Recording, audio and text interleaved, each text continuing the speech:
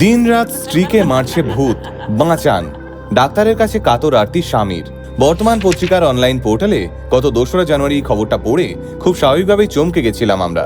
এতদিন মানুষ মানুষকে পেটাতো, এখন ভূত এসে মানুষকে পেটাচ্ছে, তার উপর আবার একজন মহিলার গায়ে হাত তুলছে।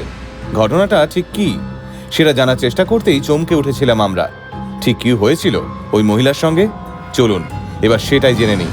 আজও চন্দননগরের ফরাসি কলোনির পুরনো বাড়িগুলোর দেওয়ালে কান পাতলে মনে হয় ওরা যেন ফিসফিস করে কথা বলে।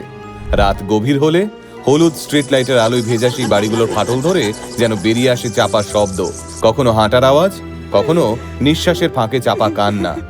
চন্দননগরে ঠিক এমনই একটা পুরনো বাড়িতে থাকতো বিশ্বজিৎ এবং তার স্ত্রী। মাস দুয়েক আগে একদিন গভীর রাতে অস্বাভাবিক একটা গোঙানির শব্দে ঘুম ভেঙে গেল বিশ্বজিতের। সে প্রথমে বুঝতেই পারেনি শব্দটা কোথা থেকে আসছে। তারপর বিশ্বজিৎ আচমকাই শুনতে পেল একটা কাঁপা কাঁপা মহিলা কণ্ঠ, ওরা এসেছে, ওরা আবার এসেছে। আলো জ্বালানোর আগে বুকের ভিতরটা কেঁপে উঠল বিশ্বজিতের। এমন শব্দ এই বাড়িতে আগে সে কখনো শোনেইনি। কিন্তু তারপর আলো জ্বালতেই বিশ্বজিৎ যা দেখলো তাতে সঙ্গে সঙ্গে ওর শিরদাঁড়া দিয়ে ঠান্ডা স্রোত বয়ে গেল। বিছানার ওপর আধশোয়া বিশ্বজিতের স্ত্রী। প্রতিবেদন থেকে তার নাম জানা যায়নি, তাই ধরে নিলাম তার নাম রিয়া।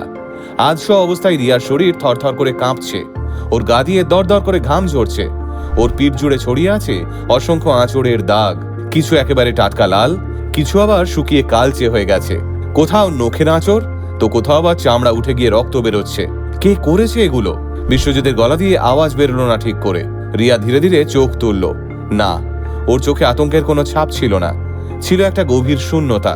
এরপরে রিয়া হিস হিস করে বলে উঠল, ওরা এখানেই আছে, আমি ওদের দেখতে পাই না, কিন্তু রোজ রাতে ওরা 4-5 জন মিলে আসে, আমাকে ধরে মারে। ওরা কেউ মানুষ না, ওরা আত্মা। এই শুনে সেদিন বিশ্বজিতের হাত পা ঠান্ডা হয়ে গেছিল। ঘরের বাতাসটাও যেন হঠাৎ করে ভারী হয়ে উঠেছিল।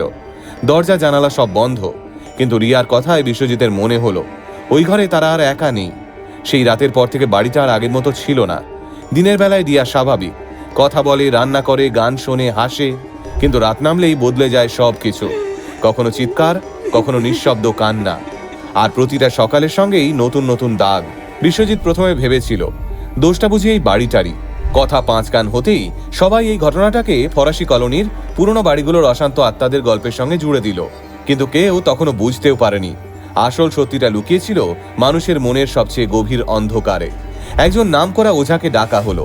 ধূপ জ্বালিয়ে মন্ত্র পড়ে তিনি বললেন, এটা পুরনো এক ছায়া, মেয়েটার শরীরে লেগে আছে।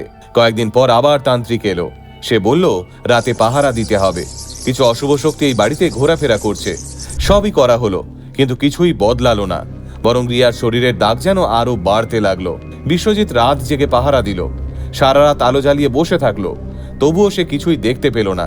শুধু রিয়ার চোখে সেই আতঙ্ক, যেন সে এমন কিছু দেখছে যা বাকিরা দেখতে পাচ্ছে না। 2 মাস এভাবেই কেটে গেল। রাত জেগে চোখের নিচে কালি পড়তে আরম্ভ করলো বিশ্বজিতের। অফিস যাওয়া বন্ধ, বন্ধুদের ফোন ধরা বন্ধ। এক অজানা ভয়ে সে নিজেকে গুটিয়ে নিতে শুরু করলো গোটা জগৎ থেকে। শেষমেশ এক বন্ধুর জোরাজুরিতে সমস্ত ভয় আর অবিশ্বাস বুকে চেপে রিয়াকে নিয়ে বিশ্বজিৎ পৌঁছলো চন্দননগরের অভিজ্ঞ মনোরোগ বিশেষজ্ঞ ডাক্তার দিলীপ মণ্ডলের চেম্বারে। বহু বছর ধরে মানুষের মনের অন্ধকার দিকগুলো নিয়ে কাজ করছেন ডাক্তার মণ্ডল। বিশ্বজিৎ সেদিন প্রায় কাঁদতে কাঁদতেই বলেছিল, স্যার, ওঝা তান্ত্রিক সব দেখিয়েছি, কিন্তু কোনো ফল হয়নি। ও বলেই যাচ্ছে 4-5 জন মিলে ওকে রোজ মারছে, পিঠ জুড়ে দাগ দেখাচ্ছে। ওকে কি ভূতে ধরেছে, না হলে কে করছে এসব? সব শুনে ডাক্তার মণ্ডল বলেছিলেন, আপনি আগে একটু শান্ত হন, তারপর সব শুনছি। তারপর রিয়ার সঙ্গে কথা বললেন ডাক্তারবাবু। প্রশ্ন করলেন তার সংসার, একাকিত্ব, মানসিক চাপ নিয়ে। এর কিছুক্ষণ পর ডাক্তার মণ্ডল বিশ্বজিৎকে এমন একটা কথা বললেন যা মুহূর্তের মধ্যেই বিশ্বজিতের মাথার ভিতরটা ওলট পালট করে দিল। এটা কোনো ভূতের কাজ নয়, এটা একটা মানসিক অসুখ, যার নাম মুনচাউসেন সিনড্রোম। এতে রোগী নিজেকেই নিজে আঘাত করে। বিশ্বজিৎ বিশ্বাসই করতে পারেনি বিষয়টা, তাই সে বিস্ময়ে জিজ্ঞেস করেছিল, মানে ও নিজেই? ডাক্তার মণ্ডল মাথা নেড়ে বলেছিলেন, হ্যাঁ, এই রোগে মানুষ নিজেকেই নিজে আঘাত করে, শরীরে ক্ষত তৈরি করে, কখনো নখ দিয়ে, কখনো কোনো ধারালো জিনিস দিয়ে। উদ্দেশ্য একটাই, সহানুভূতি পাওয়া, গুরুত্ব পাওয়া। অনেক সময় রোগী নিজেও বুঝতে পারে না কেন সে এমনটা করছে, তার মনে হয় কেউ তাকে আঘাত করছে। ডাক্তার মণ্ডল তখন এমনই একটা কেসের কথা বলেন বিশ্বজিৎকে।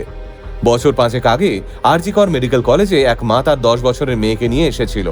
অভিযোগ, মেয়ের জিভ থেকে মাঝে মধ্যেই রক্ত বেরোয়। পরীক্ষা করে দেখা যায় মেয়ের কোনো রোগ নেই। পরে ধরা পড়ে আসল সত্যিটা, মাই ইচ্ছাকৃতভাবে মেয়ের জিভে ক্ষত তৈরি করেছিল, যাতে সে নিজের স্বামী ও পরিবারের কাছ থেকে গুরুত্ব আদায় করতে পারে। নিজের বদলে অন্যকে আঘাত করা, এটাকে বলে মুনচাউসেন সিনড্রোম বাই প্রক্সি। কারণ একটাই, সংসারে গুরুত্ব হারানোর ভয়। এই রোগের নামের ইতিহাসও অদ্ভুত। অষ্টাদশ শতকে ব্যারন ভান মুনচাউসেন নামে এক জার্মান সেনা অফিসার অবসরের পর নিজের জীবনের গল্প অতিরঞ্জিত করে বলতেন, শুধু মানুষের মনোযোগ পাওয়ার জন্য। বহু বছর পরে মনোরোগ বিশেষজ্ঞ ডক্টর রিচার্ড অ্যাসার এই প্রবণতাকে চিহ্নিত করে নাম দেন মুনচাউসেন সিনড্রোম।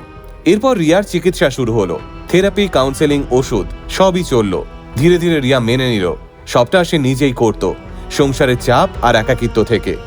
আমি শুধু চাইতাম তুমি কাছে থাকো, আমাকে গুরুত্ব দাও। চিকিৎসা চলাকালীন একদিন বিশ্বজিতের সামনে চোখ নামিয়ে একথা স্বীকার করেছিল রিয়া। এখন রিয়া অনেকটাই সুস্থ, রাতের চিৎকার নেই, পিঠে নতুন দাগ নেই।